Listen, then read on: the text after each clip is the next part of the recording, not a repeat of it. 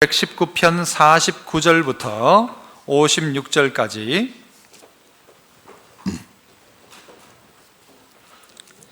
시편 119편 49절로 56절. 자, 제가 49절 먼저 읽습니다. 56절까지 말씀. 주의 종에게 하신 말씀을 기억하소서. 주께서 내게 소망을 가지게 하셨나이다.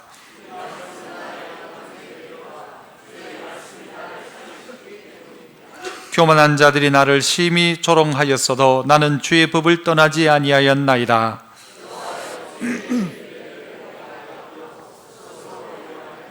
주의 율법을 버린 악인들로 말미암아 내가 맹렬한 분노에 사로잡혔나이다.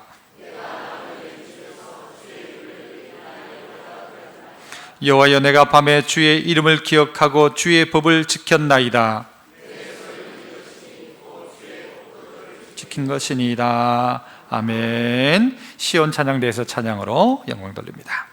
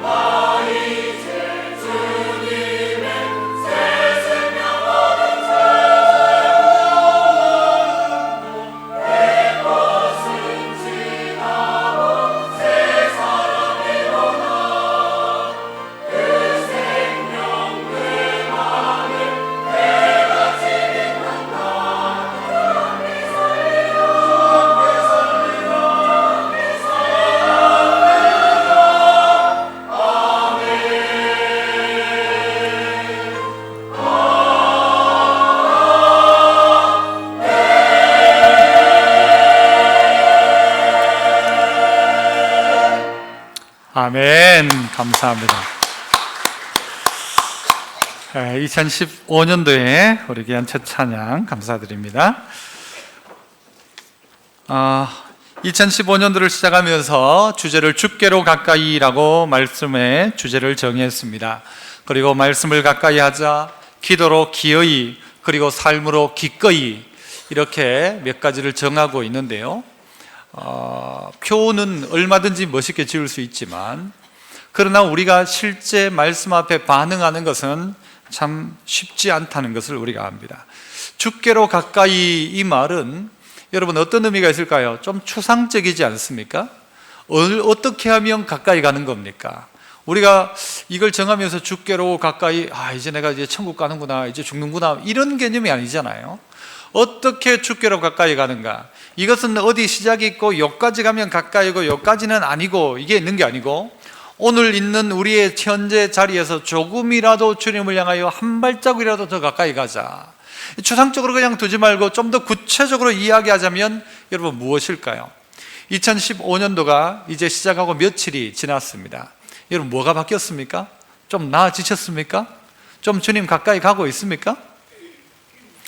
여러분 한번 돌아보십시오. 멀리 이야기할 것도 없이 우리 한 살았던 며칠이 지난 2014년도와 뭔가 좀 달라지셨습니까? 달라지셨나요? 달라지지 않는다면 여러분 2014년도나 15년도나 별 변화는 없을 줄 믿습니다. 안 그래요? 내가 뭐가 달라졌는가라는 게, 2015년도가 되어서 주께로 가까이라고 말하는데 내가 어떤 식으로 어떻게 가까이 하고 있는가를 내놔봐라 라는 거예요. 4일 살았어요. 4일. 여러분 좀 더 지나면 이게 바뀌는 게 아니고 첫날부터 안 바꾸면 안 되는 것들이 많이 있습니다. 4일 지났는데도 아무것도 안 바뀌었다 내가. 그러면 오늘 다시 한번 대호각성하고 다시 한번 내가 어떻게 가까이 할까 좀 생각해 봐야 합니다. 2015년도 기도로 시작하자, 2015년도 주님 가까이 가자, 아무리 이야기해도 반응을 안 해요. 내 스스로가. 우리 아들 보고 이야기했어요. 제가 새해 첫날 저녁에, 1일날 저녁이죠, 우리 가족들 보고 기도원 가자. 그러니까 안 간대요. 이것들이 안 간대요. 야, 그래 내가 이야기했어요. 야, 네가 집에 있는 게 하나님 더 가까이 할 수 있냐, 아니면 기도원이라고 나가서 첫날 저녁을 기도하는 게 낫냐 하니까 대답을 못해요. 야, 네가 주께로 가까이라고 했잖냐. 지금 가정예배 드리고 주께로 가자고 시큰 이야기 해놓고, 야, 네가 집에서 TV 보는 게 주님 가까이 하는 거냐, 오늘같이 선택할 수 있는 날 가는 게 가까이 하는 거냐니까 대답을 못해요. 그러면서 뭐라 하는가 하면 내일 간대요. 내일. 다음날 필요 없다. 첫날 중요하다. 하나님에겐 첫날이 중요한데 올라가자. 그러니까 이 딸내미가 협상을 하기 시작하는 거예요. 그래서 뭐 하나 해주면 자기 가겠다는 거예요. 돈이 한 30만 원 정도 드는 건데 해주면 가겠다는 거예요. 하여튼 딸내미들이 전부 도둑놈들이에요. 그래서 결국 제가 어떻게 했을까요? 좋다, 가자 했어요. 그러니까 애가 막 신나가지고 하여튼 가게 됐어요. 결국은 안 주는 걸로 끝났습니다만은, 일은 그렇게 끝났습니다만은, 우리가 며칠을 지났지만 뭐가 바뀌었는가 내놔보자고요. 내가 주님을 조금 더 가까이 하는가 내놔보자고요. 내놓을 게 있어야 돼요. 지금 4일 지났는데도 내놓을 게 없으면 어떻게 돼요? 내가 1년 지나면서는 뭐 아이고 하다가 힘들어가지고 어땠습니다 할 수 있지만, 시작한 지 며칠 됐다고 지금. 아니 3일만이라도 해봐야 되잖아요. 오늘 4일째니까 어제 3일까지 작심 3일이라고 하잖아요. 사람들도요 3일은 작심해가지고 해요. 3일은. 우리는 3일 작심해서 했습니까? 하고 있습니까? 아니 작심이나 했습니까? 작심했나요? 하나님 내가 새해는 내가 말씀대로 살겠습니다. 그런 거 추상적이고 말고, 하나님 내가 새해는 주님 가까이, 추상적이고 말고 구체적으로 뭘 했냐고요. 그러면은 3일 동안, 오늘 4일째 되는 이날 뭘 하고 이 자리에 앉아 있냐고요. 뭐가 달라졌느냐고요. 똑같다면 장담하건대 여러분의 인생 가대로 별로 달라질 거 없습니다. 아니 주님 가까이 하자 표 바뀌었다고 되는 게 아니지 않습니까? 신앙이. 내가 그냥 열심히 하자, 새해 복 많이 받으라고 말한다고 복을 받는 건가요? 아니잖아요. 주님을 가까이 하는 게 구체적으로 뭘까 고민해 봐야 될 문제입니다. 그래, 가까이 하자 했으니까 맞다. 그래 가까이 해야지. 첫 번째 뭐부터 가까이 할까? 여러분, 뭐부터 가까이 해요? 말씀 가까이 하자. 말씀 가까이 해. 이건 이 한 달, 두 달, 1년, 2년 문제가 아니고 올해 다시 한번 말씀 한번 가까이 해보자 해가지고 최소한 여러분에게 어떤 일이 벌어져야 하는가 하면요, 창세기 1장은 읽었어야 돼요. 창세기 1장은 마태복음 1장이라도 폈어야 돼요. 아니면 성경책을 펴려고라도 했어야 돼요. 그렇지 않았다면 여러분에게 주님 가까이 하는 것은요, 교회에 적합한 용어는 아니지만요, 공연불로 끝나는 겁니다. 그렇지 않습니까? 말로만 끝나고 구호로만 끝나는 거죠. 이게 무슨 내하고 아무 상관이 없는데, 주께로 가까이 찬송은 하지만 내하고 상관없는데, 4일이 지나도 못한 걸 나중에 할 거라 천만의 말씀이에요. 처음 시작할 때 결단을 가지고 못하면 못할 수 있습니다. 그래서 처음이 중요한 겁니다. 그래서 시작이 반이라고 하는 거예요. 그런데 시작도 안 했다면 뭘 기대할 수 있겠어요? 한 해 동안 아이고 찔린다, 이런 분들 많이 있을 것 같아요. 아이고 찔린다. 우리가 찔려야 되고 그래야 바뀝니다. 이게 충격이 있지 않으면 안 바뀝니다. 사람들이 아무리 달력 찢어도 달력만 바뀌지 나는 안 바뀌어요. 지난주하고 이번 주하고 뭐가 달라졌냐고요. 우리가 말씀을 가까이 하자는데요, 이런 이야기 많이 들었어요. 그래서 성경 읽자 하루에 몇 장? 3장, 주일날 몇 장?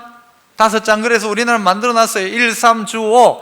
일반적인 날, 평일날은 몇 장요? 3장. 주일날은 5장. 대월 동화. 이거 뭐예요, 여러분?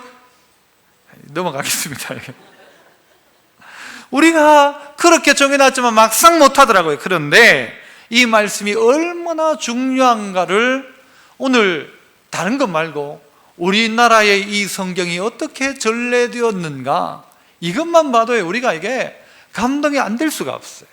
하나님의 말씀이 어떻게 우리 손에 들려지게 되었는가. 우리는 지금요, 이거 돈 몇만 원 주면 성경책 한 권 살 수 있지만 이 성경책이 어떻게 한국 땅에 들어오게 되었고 우리 손에 들어오게 되었는가. 오늘 말씀처럼 49절에 주의 종에게 하신 말씀을 기억하소서. 주께서 내게 소망을 가지게 하셨나이다. 하나님의 말씀이 우리에게 소망이 되었단 말이에요. 소망 없던 백성 가운데 어떻게 이 말씀이 들어오게 되어서 우리 이 땅 가운데 소망을 주게 되었는가 찾아봐야 돼요. 어떻게 말씀 가까이 할까? 그 말씀이요, 바로 내게 소망을 준 것이 바로 말씀이기 때문에 우리는 말씀 가까이 해야 됩니다. 그 말씀이 소망입니다. 죽어가던 자가, 소망 없던 자가 소망을 가지는 게 뭔가? 말씀 때문이라는 것입니다. 그냥 툭 떨어진 말씀이 아니고요, 우리나라에 성경이 번역되어질 때 중요한 사람 한 명을 꼽을 수가 있습니다. 그 사람은 이응찬이라는 사람입니다. 여러분 이름 어때요? 들어보니까 저희 형님 뻘 되는 이응찬, 저는 이윤찬, 그죠? 이응찬이라는 사람이 있어요.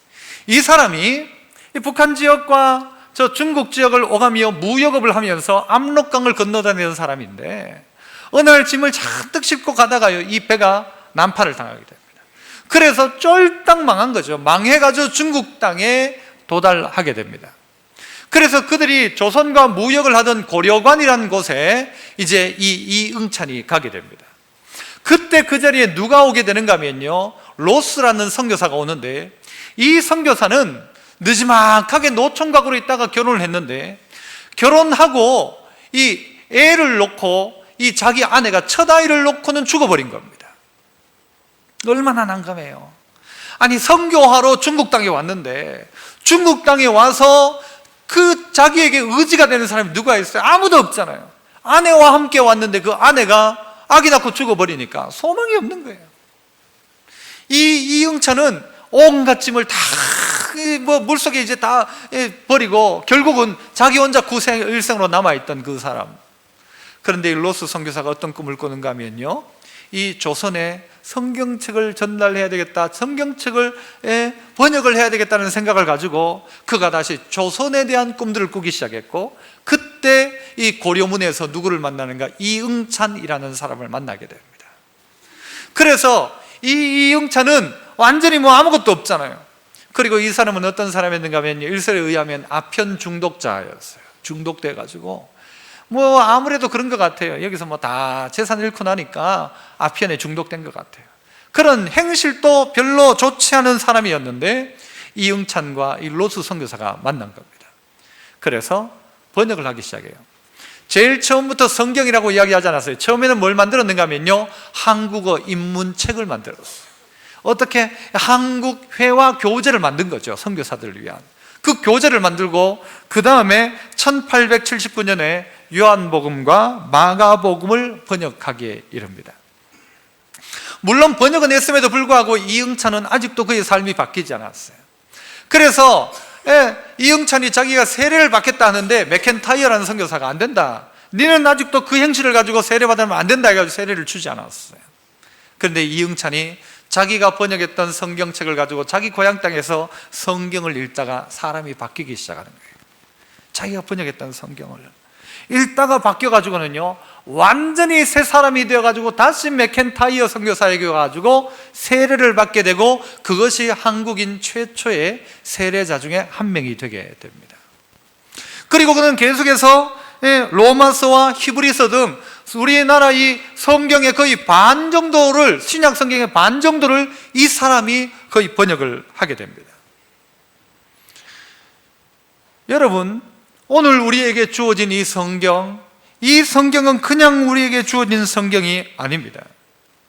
실패했던 사람, 포기됐던 한 사람이 성경을 쓰다가, 성경을 읽다가 그를 변화시킨 게 뭔가 하면 이 성경입니다. 처음에는 이응찬이라는 사람이요, 관심이 없었어요. 성경에 아무런 관심이 없었어요. 그런데 성경을 번역하다가, 그리고 성경을 읽다가 그의 인생이 바뀌기 시작했다는 거죠. 우리가 알고 있는 사람 중에 벤허라는, 여러분 유명한 영화가 있잖아요. 그 벤허를 썼던 윌리스라는 사람이 있어요. 잘 알고 있는 내용이죠. 그가 이 성경의 내용을 조목조목 반박하기 위해서 성경을 읽기 시작했어요. 성경에 오류가 있다는 것을 증명하기 위해서 성경을 읽기 시작했어요. 그런데 성경을 읽다가 어떤 역사가 벌어지는가? 그가 어떻게 바뀌어요? 그 자리에서 무릎을 꿇고 예수님은 나의 주인이십니다 고백하기 시작합니다. 그리고 썼던 게 뭔가 하면 벤허예요. 벤허. 여러분, 벤허는요 얼마나 귀한지 몰라요.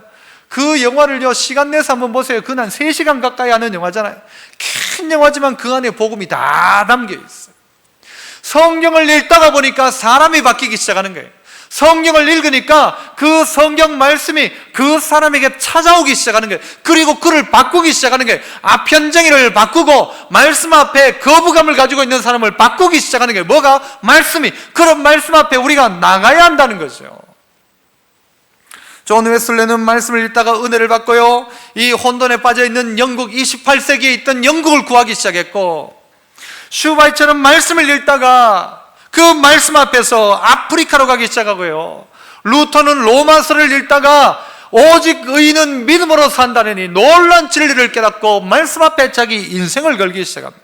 어거스틴은요, 집어라 읽어라 그 말대로 성경을 읽다가 자기 스스로가 방탕하지 말라는 말씀 앞에 자기가 반응하고 성자 어거스틴이 됩니다. 그래서 성 어거스틴으로 바뀌기 시작합니다. 만이교에 빠져 있었고, 여러분 그는요 일찍이부터 음란함에 빠져 있었던 사람이었지만 말씀이 그를 바꾸기 시작했어요.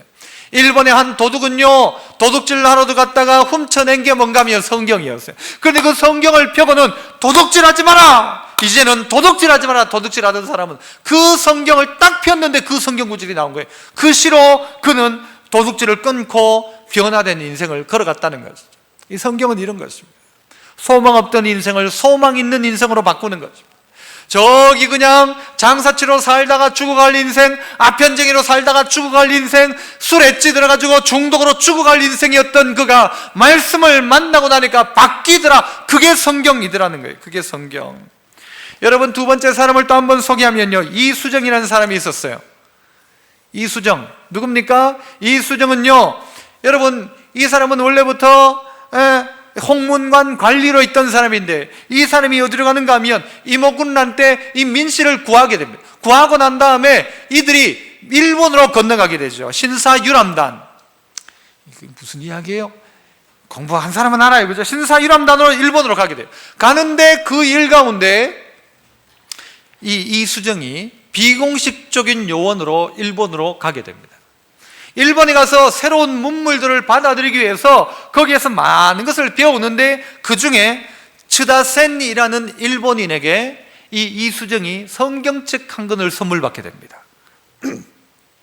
이 츠다센은 일찍이 복음을 받아야 됐던 사람이었거든요. 그가 이수정에게 선물로 성경책 한 권을 선물하게 됩니다. 그 성경책을 받아들고 읽던 이수정이 어느 날 밤에 꿈을 꾸게 됩니다. 다 그 기록에 남아있네요. 이수정이 무슨 꿈을 꾸는가 하면요, 자다가 어떤 두 사람이, 한 사람은 큰 사람, 한 사람은 키가 작은 사람이 보자기 하나를 딱 들고 왔는데, 이 보자기를 내미는 거예요. 이게 뭐냐니까 이게 책이라는 거죠. 근데 이 책은 조선에 있는 그 어떤 책보다도 더 중요한 책이다. 그러면서 꿈에 이야기를 한 거예요. 그래서 보니까 그 책이 뭐였어요? 성경책이었다는 거예요. 그래서 이 사람이 성경을 열심히 읽기 시작합니다. 거기에 있던 7개월 동안 성경을 읽고 그 스스로가 그 당시에 있던 선교사에게 찾아갑니다. 그 선교사 이름이 조지 낙스였고요, 야스가와 목사라는 사람과 1883년 4월 29일 부활절 주일날 이 이수정은 자기 발로 찾아가서 세례를 받게 됩니다. 이 당시에 세례를 받는다는 것은 생명을 건 것과 다름이 없습니다. 아주 고위층 관리가 세례를 받았다, 이거는 그의 생명 끝나는 것과도 똑같은 것입니다. 그런데 조선을 바꿀 수 있는 책, 조선의 그 어떤 책보다 중요한 책이라는 사실을 알고는 이 책을 번역해야 되겠다는 감동을 얻게 됩니다. 그리고 그 책을 번역하기 시작합니다. 어떻게 번역하는가? 처음에는요, 한자어에 전부 토시를 달기 시작합니다. 이게 몇 개월 만에 이 일을 해내요. 다 토시를 다 달아요. 한국 사람이 읽을 수 있도록. 그리고 나중에는 실제 그 성경책을 번역합니다. 그래서 이수정이 번역했던 책이 마가복음이죠. 이 마가복음을 번역해가지고 책을 만들어내게 됩니다. 그런데 이 책을 만들어낼 때에 그때 일본에 누가 왔는가 하면 유명한 2명의 선교사가 도착하게 됩니다. 그 사람이 누군가? 여러분, 선교사 중에 제일 유명한 사람 누구 기억나요, 여러분? 언더우드. 또 그렇죠, 2명이 옵니다. 아유, 똑똑하세요 우리 성도들. 언더우드와 아펜젤러가 일본에 도착하게 됩니다. 일본에 도착해서 누구를 만날까요? 1번 이수정, 2번 이수정을 만나게 됩니다. 2달 동안 이 언더우드와 아펜젤러가 이수정에게 한글을 배우기 시작합니다. 한국말을 배우기 시작합니다. 한국말을 배우고 어떻게 할까요? 번역해 놓은 마가복음을 들고 어디로요? 한국 땅으로 오게 됩니다. 이런 나라가 없어요. 이런 나라가 없습니다. 여러분, 이 이수정보다 더 먼저 이응찬을 통해서 이미 저 중국에서도 성경이 번역되기 시작했고 일본에서도 번역되기 시작하는데, 하나님이 사람들을 통해 가지고 그들이 성경을 읽을 때 그들이 뒤집어지고 바뀌기 시작하더라는 거예요. 생명을 걸기 시작하더라는 거예요. 그리고 그 일 앞에 자기의 무릎을 꿇고 세례를 받고 몇 개월 만에 20년, 30년 걸린 게 아니고 성경책 딱 받고 7개월 만에, 그리고 성경책 받고 쓰고 읽으면서 이 몇 달 만에 이들에게 이런 일들이 벌어지기 시작하는 거예요. 얼마나 놀라운 일인지. 그래서 선교사가요, 우리나라에 들어올 때 이미 우리나라에 성경책이 있었고, 들어올 때 이미 교인이 거기에 있었고, 이미 그 자리에 교회도 있었다는 거예요. 깜짝 놀랄 일이죠. 깜짝 놀랄 일. 더 놀랄 일은 더 많아요. 여러분, 성경은 바로 그런 것입니다. 우리를 어떻게 합니까? 우리의 모든 가지고 있는 모든 것들을 드러나게 하는 게 성경이에요. 그래서 성경이 뭐라고 말해요? 모든 성경은 하나님의 감동으로 되었다라고 말하죠. 감동으로 되었어요. 감동으로 되어서 어떻게 된대요? 우리에게 좌우에 날선 어떤 것보다 더 예리해가지고 혼과 영과 관절과 골수를 찔러 쪼개기까지 한대요. 말씀이 운동력이 있는 거예요.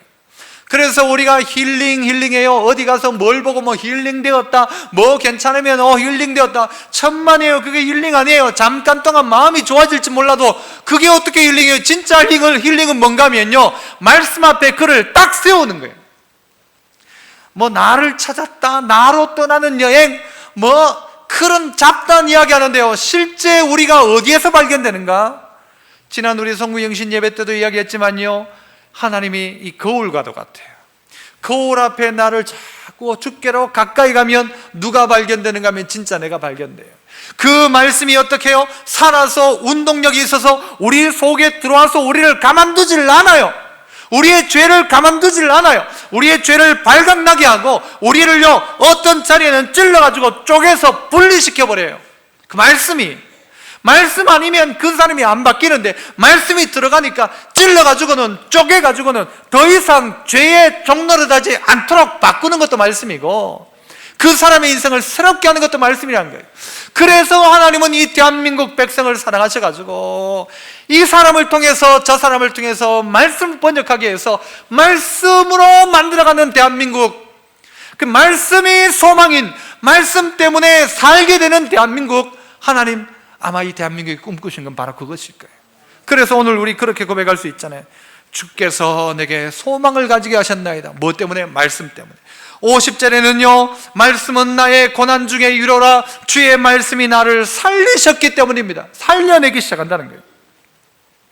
이 말씀은요, 우리를 벌거벗긴데요, 이게 히브리서 4장에 나오는 이야기죠. 관절과 골수를 찔러 쪼개기까지 하고 나중에는요, 우리를 상관하시는 자의 눈앞에서 벌거벗은 것 같이 드러나게 한다. 이게 성경의 역할이에요. 벌거벗긴대요. 성경 말씀 앞에 우리가 벌거벗겨짐을 당하는 거예요. 이 벌거벗긴다는 말이 굽노스라는 단어를 쓰는데요, 이 굽노스라는 단어 속에는 이런 의미가 있습니다. 그 첫 번째 의미는요, 레슬링 할 때 목을 꽉 조는 거 있잖아요. 이게 뭐라고 하죠? 헤드락. 이게 어떻게 돼요? 이게 딱 걸리면 어떻게 돼요? 못 빠져나옵니다. 제대로 한번 걸려보면요, 빠져나오죠. 목을 딱 조르는 거예요. 못 빠져나옵니다. 못 빠져나오면 목 졸린 사람이 어떻게 해요? 때리죠. 때리면 이거 뭐예요? 항복이에요, 항복.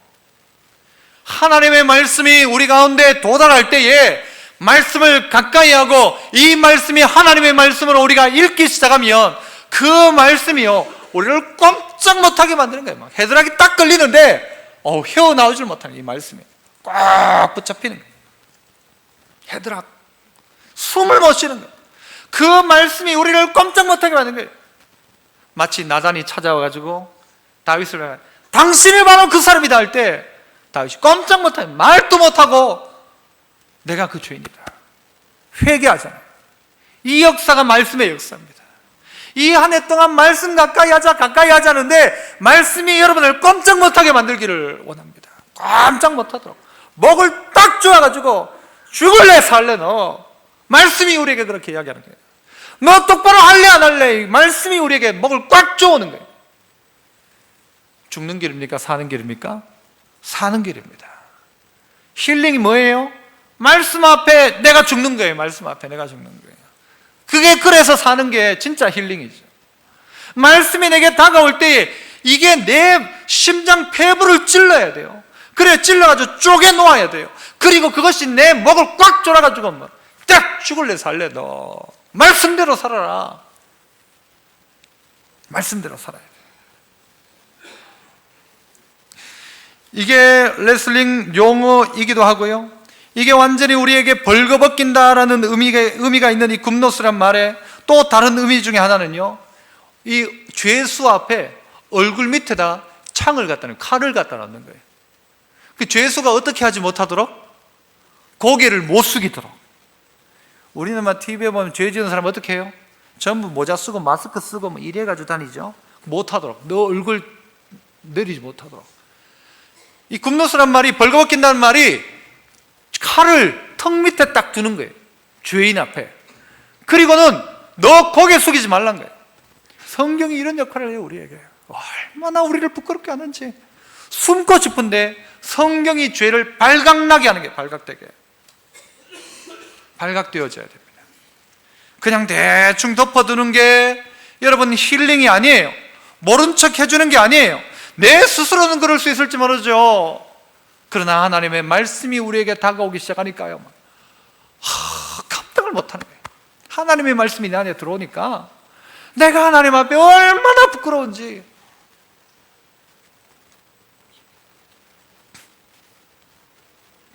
또 이 굽노스란 말의 한 가지 더 의미는 뭔가 하면요, 짐승을 잡을 때에 가죽을 싹 벗기는 거, 이게 굽노스라는 단어, 벌거벗긴다라는 거예요. 말씀이 우리를요 벌거벗기는 거예요.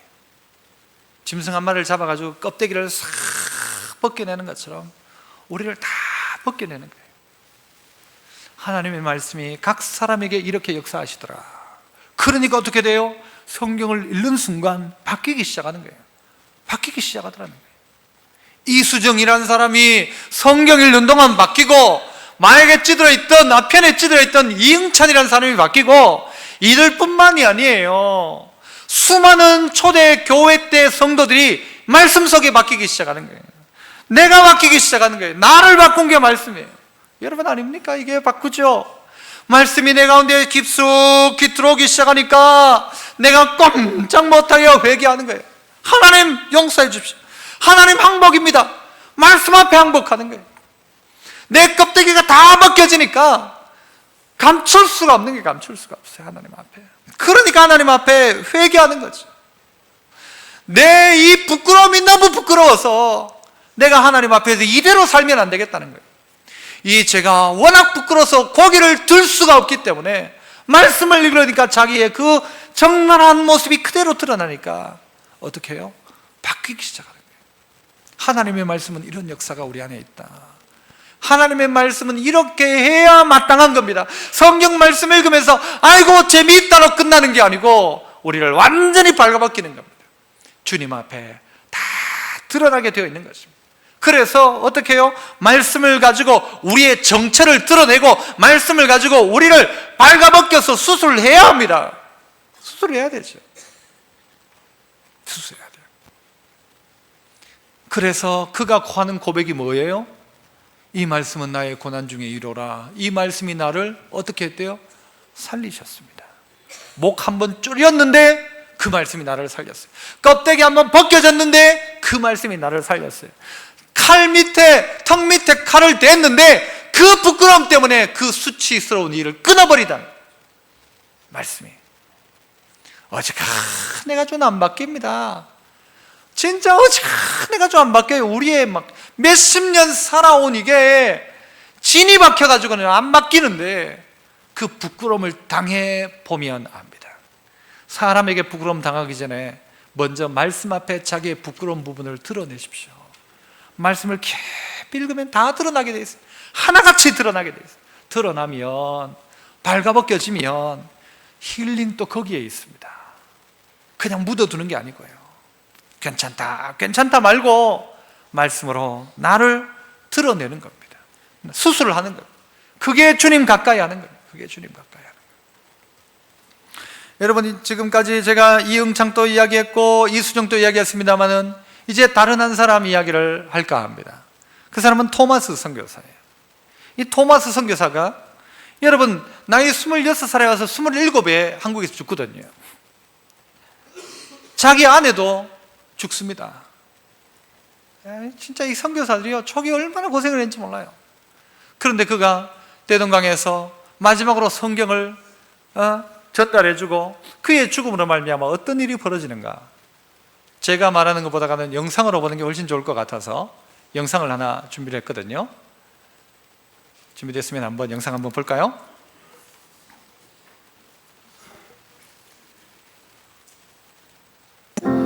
(1863년) 중국 선교사로 파송받아 상하이에 도착한 토마스. 그러나 임신 중이었던 아내는 얼마 뒤 유산을 한 후 세상을 떠났습니다. 그 후 2년 뒤 말할 수 없는 슬픔과 상실감을 딛고 26살의 젊은 나이에 예수를 전하면 참수를 당한다는 위험과 고통의 땅 조선으로 향했습니다. 1866년 제너럴 셔먼호를 타고 평양 대동강에 도착하지만 외세를 배격하던 군인에 의해 배는 불에 붙어 타올랐습니다.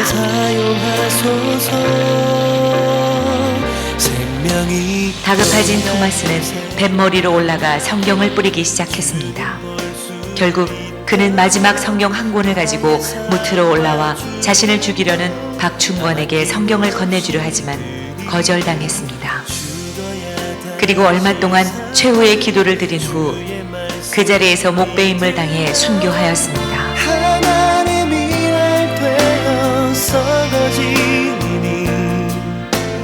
토마스는 순교하기 전 12살의 최치량에게 성경 3권을 주었습니다. 그러나 겁이 난 최치량은 이것을 평양 영무주사 박영식에게 건네주었고, 박영식은 이 성경 3권을 가져가 자기 집에 도배를 하였습니다. 훗날 최치량은 박영식의 집을 구입해 여관으로 사용하였는데, 선교사 마텟과 그램함 리가 복음을 전하기 위해 평양에 찾아와 최치량의 여관에 머물렀습니다. 얼마 후 최치량은 마텟으로부터 세례를 받게 되고, 성경을 찢어 도배하던 박영식도 감동을 받아 예수를 믿게 되었습니다. 결국 그의 집이 예배 처소로 쓰이게 되었는데, 이것이 바로 평양 최초의 교회인 널다리골 교회입니다. 토마스를 죽인 박충건은 널다리골 교회의 종소리를 들을 때마다 괴로움을 견딜 수 없어 마텟을 찾아 참회를 하고 예수를 믿고 영주교회의 영수가 되어 평양 땅 부흥에 헌신하였습니다. 널다리골 교회는 성장하여 장대제 교회가 되고, 이후 그 터 위에 더욱 큰 교회를 지었는데, 그것이 바로 1907년 놀라운 평양 대부흥운동이 일어난 장대현 교회입니다. 1866년 대동강에서 순교한 한국 최초의 개신교 순교자 로버트 토마스. 복음을 알지 못하는 조선인들을 향해 뜨거운 사랑과 열정을 가졌던 사람. 죽음을 두려워하지 않고 담대히 예수를 전했던 사람. 하나님께서 결코 자신의 죽음을 헛되이 하지 않을 것임을 믿고 기쁨으로 순교한 사람. 그야말로 진정한 예수의 사람, 진실한 크리스천이었습니다. 오늘 우리도 그와 같은 믿음을 갖게 하소서. 나는 크리스천입니다. 우리는 크리스천입니다. 예, 우리가 잘 아는 내용이죠. 이 토마스 선교사를 통해서 이 들어왔던 이 복음이요, 얼마나 놀랍게 움직였는지, 저는 이런 걸 보면서 하나님이 대한민국을 어떻게 이렇게 사랑하셨나. 다른 나라에겐 주지 않았던 이런 일들을 하나님 우리에게 이렇게 허락하셨거든요. 여러분, 이게 이야기가 들어보면 마치 무슨 소설을 만들어낸 듯한 이야기처럼 들려질지 모를 거예요. 어떻게 자기를 죽였던 그 사람을 통해 가지고 그 성경이 전달되어서 그게 교회가 되고 사람들이 다 그렇게 바뀌어졌는가.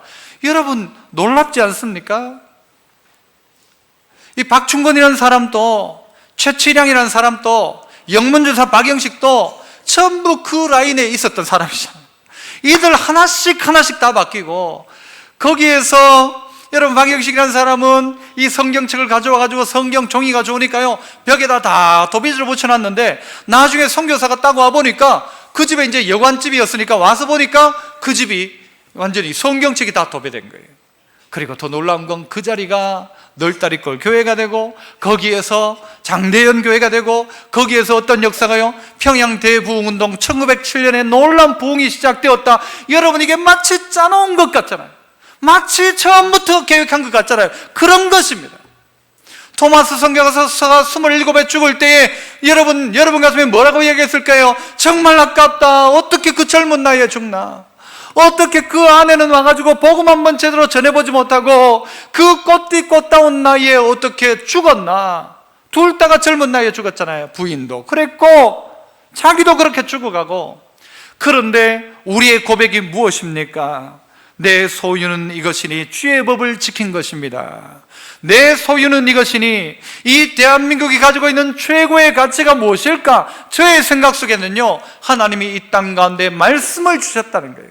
그래서 말씀의 부흥이 교회의 부흥이었고, 세계 역사를 돌아봐도 말씀이 부흥하는 자리에 교회가 부흥했고, 모세 때도 그랬고 역사 속에서도 그랬고, 그래서 이 사도행전을 통해서 보면 말씀이 흥왕하기 시작하니까 어떻게 해요? 하나님께서 믿는 사람을 더하시더라 그랬어요.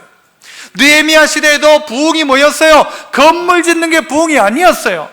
그들이 건물 짓는 것은 52일 만에 이루어졌지만 그들의 진짜 부흥은 뭔가? 말씀 붙들고 울기 시작하는 거예요. 말씀 지키자고 이야기하기 시작하는 거예요. 왜 우리가 지금까지 이 말씀을 지키지 않았나? 말씀 속에서 자기 자신이 그대로 드러나기 시작하는 거예요. 굿모습 다 벌거벗겨지기 시작하는 거예요. 잘 믿는다 해놓고 하나도 잘 믿지 않았던 자신을 보는 거예요. 똑바로 한다 생각했는데 말씀대로 보니까 똑바로가 아니란 걸 깨닫기 시작하는 거예요. 이래 살면 안 되지. 이게 신앙생활 아니잖아. 누구하고 비교했을 땐 괜찮은 것 같은데 말씀 앞에 자기를 비춰보니까 아니란 게 드러나기 시작하는 거예요. 그러니까 마지막 자기 고백이 뭔가? 내 소유는 이것이니 주의 말씀을 지킨 것입니다. 이게 돼야 된다니까요. 2015년도에 뭐 할까? 내 소유는 이것이니 돈을 이만큼 벌었습니다. 그것도 좋죠. 그래야 되죠. 하지만 2015년도에 내게 남은 나의 소유는, 내 잔고는 뭐냐? 내가 말씀을 지킨 것.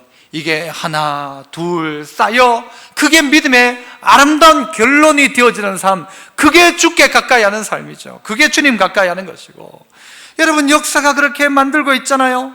그렇게 죽어갔던 한 사람을 통해서 이 토마스 선교사를 칼로 목 베었던 그가 바뀌고 나중에 영수가 되고요,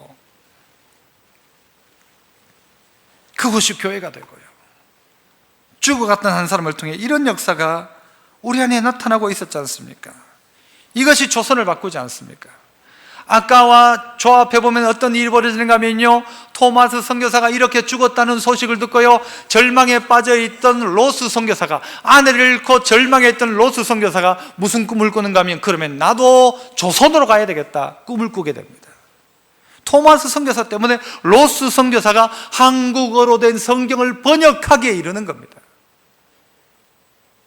그래서 이응찬을 만나게 되고요, 다 연결되어지죠. 일본에 있었던 이수정을 하나님 거기 보내셔가지고 성경을 번역시켜 놓고 아펜젤로와 언도우드를 거기 보내셔가지고 훈련시켜서 한국 땅에 보내시고, 이 한번 보세요. 이 조합을 한번 보세요. 이걸 어쩌다가 걸린 사람이 아니고요, 하나님이 그 사람들을 쓴 거예요. 대단한 사람을 쓴 게 아니고요, 아편 중독자를 쓰고요, 아무것도 아닌 사람을 쓰고요, 그 당시에 백정을 사용해가지고 하나님이 일하시고요. 오늘 하나님도 우리를 쓰기를 원하십니다. 어떤 우리요? 말씀 앞에 반응하는 우리를 통해서 하나님 일하시기 시작하세요. 어떻게 해야 될까요? 좀 더 구체적인 이야기는 뭐예요? 그렇다면 이렇게 실컷 우리가 이렇게 보고 듣고 내린 결론이 뭐예요? 무슨 결론을 내려야 합니까? 성경 읽자, 말씀 듣자, 오늘 나를 살리는 말씀, 이 말씀은 나의 고난 중에 위로라. 이 말씀이 나를 살리셨습니다. 소망 없던 내게 소망을 주셨습니다. 그리고 내 소유는 이것이니 주의 말씀을 지키는 것입니다. 이 고백하면서 성경 읽어야 돼요. 읽지 않고는 방법이 없어요. 읽지 않고는, 듣지 않고는 방법이 없어요. 3일 4일 동안 안 그랬던 사람 다시 성경책 펴는 겁니다. 오늘부터 펴는 겁니다. 창세기부터 보는 겁니다. 보다가 그만두는 한이 있어도 시작은 해봐야 될 것 아니에요. 시작도 안 한다면 이게 얼마나 문제 있는 거예요. 안 믿는 사람도 작심삼일 일어나는데 시작이라도 해보자.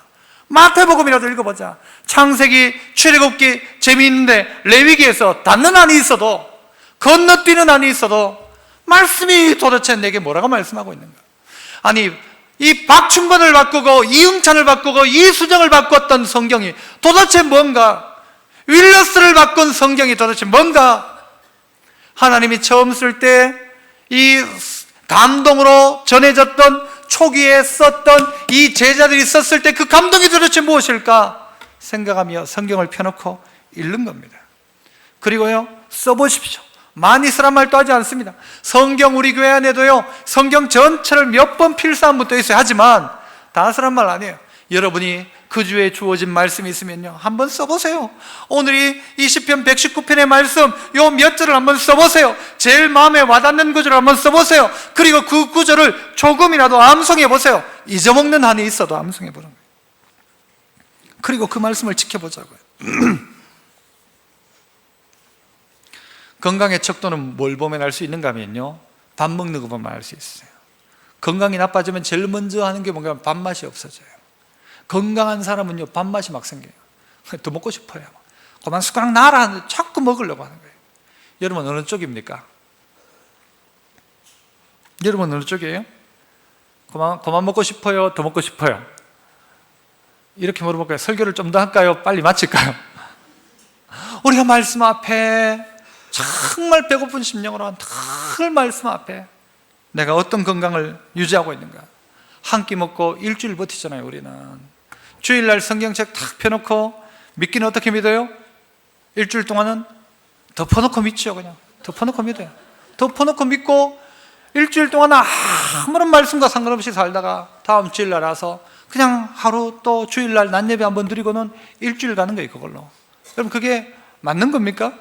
그게 주님 가까이 하는 겁니까? 그게 달라진 겁니까? 작년과 올해 달라진 모습인가요? 자신을 돌아보라고요. 한 끼 먹고 일주일 버티고, 어떤 사람은 한 끼 먹고 한 달을 버텨요. 말씀 안 먹어요. 상관없이 사는 거죠. 말씀을 묵상하고, 우리 옛날에 이 신앙의 선배들은 묵상하고 읊조리고 기억했습니다. 외국 선교사들이 한국 와서요, 제일 인상적으로 봤던 것 중에 하나가 뭔가면요, 한국 사람은 성경을 암송하더라는 거예요. 성경을 암송해요. 다른 나라 가보세요. 성경 암송 잘 안 해요. 그런데 우리나라 사람들 성경 암송하더라는 거예요. 선교사들이 와보고 깜짝 놀란 거예요. 어떤 사람은요, 신약 전체를 다 외운 사람도 있었고요, 에양원 같은 경우에는요, 성경 신약을 다 외워가지고 어디를 탁 이야기하면 그대로 나왔대요. 암송하십시오. 한 절이라도 외웁시다. 아니면 설교 제목이라도 외우면서 자꾸 말씀 앞에 나를 갖다 붙들어 매지 않으면 우리는요, 이 세상 풍파가 우리를 자꾸 세상으로 떠밀어가요. 다 기억 못하게 만들어요. 너무 머리가 복잡해요. 볼 게 너무 많아요. 들을 것도 너무 많고. 송승헌이 어쨌더라, 이병헌이 어쨌더라, 차인표가 어쨌더라, 다 들어야 되니까 성경 말씀은 상관없이 살아갈 때가 많아요. 다시 한번 주께 가까이 뭐부터요? 성경책 펴는 것부터 시작합시다. 그래서 이 한 해가 정말 말씀 가까이 하는 그런 한 해, 이 말씀이 얼마나 귀중하게 우리에게 다가왔는지, 하나님이 처음부터 대한민국을 디자인할 때에 대한민국의 신앙을 어떻게, 믿음을 어떻게 전달할까를 디자인할 때부터 하나님은 고안하신 게 성경이었어요. 이 나라는 성경부터 그래 하자, 성경 번역부터 하자. 그래서 부흥운동도 바로 그 자리에, 성경책 붙여 놓았던 그 널다리꼴, 그 영문주사 박영식의 그 교회, 그 집을 통해 가지고, 최친양이 샀던 그 집을 통해 가지고 교회가 되고, 그것 통해 가지고 대한민국에 놀라운 부흥을 시작했는데, 어쩌다 보니까 어디 할까 하다가 한 게 아니고 하나님의 목적한 바가 그것이었다면, 이 대한민국에 다시 부흥도 어디서부터 시작되는가? 성경부터 시작될 것입니다. 성경 부흥, 말씀 부흥을 통해서 한 해 동안 주께 가까이 가는 성도 되시기를 축복합니다. 하나님 감사합니다. 이 한 해 동안 바뀔 것이라고 이야기하고, 믿음으로 살겠다고 이야기하고, 이제는 정말 달라지겠다고 이야기했지만 3일 돌아봐도 내 안에 무엇이 달라졌는지, 뭘 바꿨는지, 뭐가 새롭게 시작됐는지 돌아보면 아무것도 없다면, 하나님 오늘부터 다시 한번 성경책을 펴게 하시고, 읽게 하시고, 한번 적어보게 하시고, 한번 암송해 보게 하시고, 그래서 우리 이 나라의 첫 사람들이 믿지 않는 자가 성경 읽다가 바뀌었고, 믿지 않던 자가 성경을 통해서 변화되어서 우리나라의 성경을 쓰게 된 역사의 주인공으로 그렇게 사용되었던 것처럼, 우리도 오늘 이 말씀 앞에 처음 성경 읽는 마음으로, 이 땅에 처음 이 성경이 내 손에 전달되었다는 그런 이응찬의 마음으로, 이수정의 마음으로 성경을 읽어 하나님이 내게 말씀하시는 말을 듣고 변화받는, 변화의 길 걸어가는 믿음의 일꾼 되게 하옵소서. 예수님 이름으로 기도합나이다. 아멘.